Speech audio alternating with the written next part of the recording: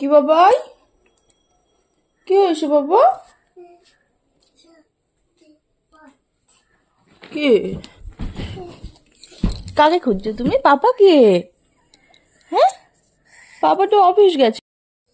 এটা আমার ভুতু, এটা আমার ভুতু। ও বাবা, আমার ভুতুর দেখেছো? ঘুম থেকে উঠেই হাসি। কই শুশু? হ্যাঁ, কোথায় শুশু? ওখানে শুশু আছে। Good morning.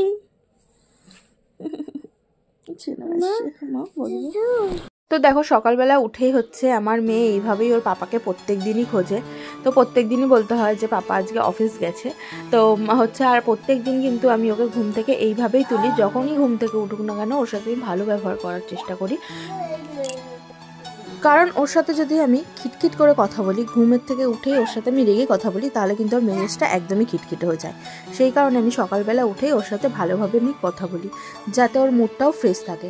তো ও হচ্ছে ঘুম থেকে উঠে ওর পাপাকে খোঁজে, আর হচ্ছে তারপরে ভালো মুখেই বলতে হয়, কারণ ওর পাপাকে যখনই দেখবে, আজকে তাও ভালোভাবে বলেছে, অন্যদিন বলো কি মা পাপা পাপা, তো এরম করে। তো ওর জন্য আমি বললাম যে পাপা অফিসে গেছে, তুমি কাকে খুঁজছো মা? তো এগুলো দিন এই জিনিসগুলো ভেবে খারাপ লাগে। তোর বাবা মনে করা হয়, তোর বাবাকে আপনি মনে করে না। তো মেয়ে প্রত্যেক দিনই ওর বাবার খোঁজ নেয় ঘুম থেকে উঠেই, যে ওর পাপা কোথায়।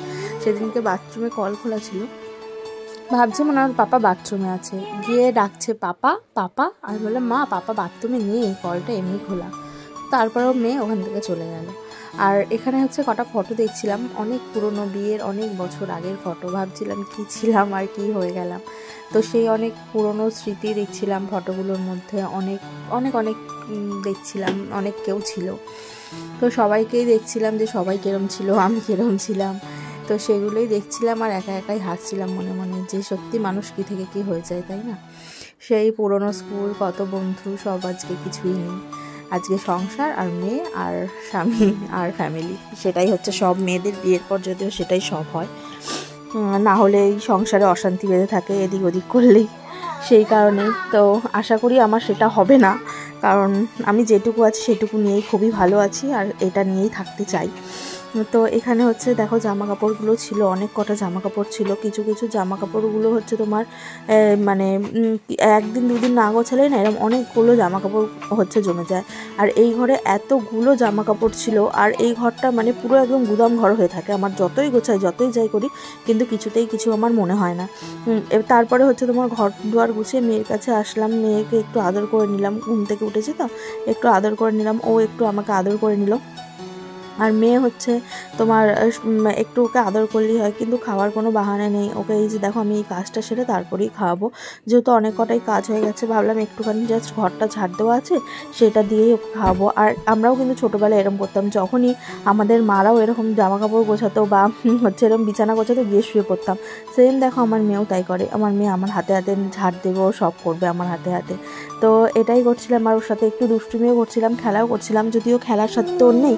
তো আমি ওর সাথে খেলার চেষ্টা করি সব সময়, ওকে মানে ওর সাথে ইয়ার্কি করি, ঠাট্টা করি, মাম্মা মাম্মা করি।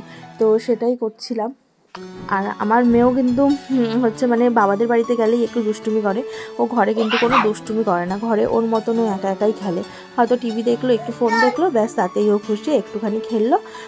আর যেহেতু আমি ভিডিও করছিলাম ফোনে, আমার একটাই ফোন, একটা ফোন থেকেই সব করি, তো ওই কারণে হচ্ছে ওকে টিভি চালিয়ে দিয়েছিলাম, ও টিভিও দেখছিলো একটু আধটু। আর তোমার হচ্ছে এদিকে এই যে বিছানা একটু ঝাড়াটা কেন নিয়ে নিয়েছি, একটু লাফালাফি করছে। আর হচ্ছে তোমার দেখো তারপরেই আমার যুদ্ধ শুরু হয় ওকে ব্রাশ করানো নিয়ে। প্রত্যেক দিন ব্রাশ করাতে গেলে শুয়ে পড়ে জোর জাবস্তি করে গাল টিপে ওকে ব্রাশ করাতে হয় প্রত্যেক দিন, যেহেতু এখন অনেক কটাই দাঁত উঠে গেছে, দাঁত না মাজলেও নয়। সেই কারণে দেখো এরকম লাফাতে থাকে, আর আমি ওকে ব্রাশ করাতে থাকি। কিন্তু কি করব বলো, কিছু করার নেই তো আমার। হচ্ছে প্রত্যেক দিনও এরকম করতে থাকে, এমন পা দাপাচ্ছে মনে হচ্ছে ওর মুখ টিপে আমি ধরে রয়েছি। তারপরে ওকে ব্রাশ করালাম, করিয়ে ওকে খাওয়াবো, কারণ হচ্ছে তোমার এগুলো খারাপ লাগলেও কিছু করার নেই, এটা করতে হয়। তারপরে মাঝে মাঝে এত জিদ দেখায় না, খুব রাগ ওঠে। আবার ভাবি যত ছোট, কিছুই বোঝে না, সেই কারণে তারপর ওকে মুখটা ধুয়েই ওর দুধটা আমি ঠান্ডা করতে দিয়েছি। ভাবলাম দুধটা ঠান্ডা হতে হতে, যেহেতু গরম ছিল, দুধটা ঠান্ডা হতে হতে ঘরটা মোটামুটি ঝাঁট দিয়ে দিই। মানে বসে থেকে লাভ নেই, যেই কাজটা যত তাড়াতাড়ি হয় সেটাই ভালো। তো একটু ঘরটা ঝাঁট দিয়ে দিলাম। আর হচ্ছে ঘরটা ঝাঁট দিয়েও একটু ঘরের সামনেও জল দিতে হয়, সেই কারণে তাড়াতাড়ি সব কাজগুলো করে নিচ্ছি। কারণ হচ্ছে আমাকেও স্নান করতে হবে, আমারও অনেক কাজ আছে, সেই কারণে। আর তারপরে এদিকে তোমার ঘর ঝাঁট দিতে দিতে এদিকে মেয়ে খেলা করছিল। আর হচ্ছে তোমার বাইরে একটু জল দেবো বলে কলটাও চালিয়েছিলাম, ওই কারণে আরও তাড়াতাড়ি করছিলাম। কিন্তু দেখো, যত তাড়াতাড়ি দেখাচ্ছি তত তাড়াতাড়ি কিন্তু অত তাড়াতাড়ি আমি পারিনি করতে। অত তাড়াতাড়ি করতে পারলে তো আমার 5 মিনিটেই সব কাজ হয়ে যেত। যদি এরকম হতো তাই না, কতই ভালো হতো, তাহলে ঘরের কাজ করতে একটুও সময় লাগতো না মেয়েদের। তো যেহেতু আমি এটা একটু স্পিডটা বাড়িয়ে দিয়েছি, সেই কারণে মনে হচ্ছে না অনেক তাড়াতাড়ি করছি, কিন্তু আদৌ না। তো আর তারপরে হচ্ছে মেয়েও একটু মেয়ে ঝাড়াটা চাইছিল, দিইনি বলে দেখো রাগ করেছে। ও যে ঘন্টায় কতবার রাগ করে তার ঠিক নেই। আর আমি হচ্ছে তোমার তারপর সব কাজ বাজ সেরে মেয়েকে স্নান টান করিয়ে চলে গেছিলাম বাবাদের বাড়িতে। গিয়ে যেহেতু একাদশী ছিল, তো সেই দিনকারই হচ্ছে একটু সাবু খেয়ে নিয়েছিলাম। আর সাবুর মধ্যে কিছুই নাই, শুধু হচ্ছে কলা, চিনি আর একটু মানে তোমার দই, এই দিয়েই আজকে হচ্ছে লাঞ্চ।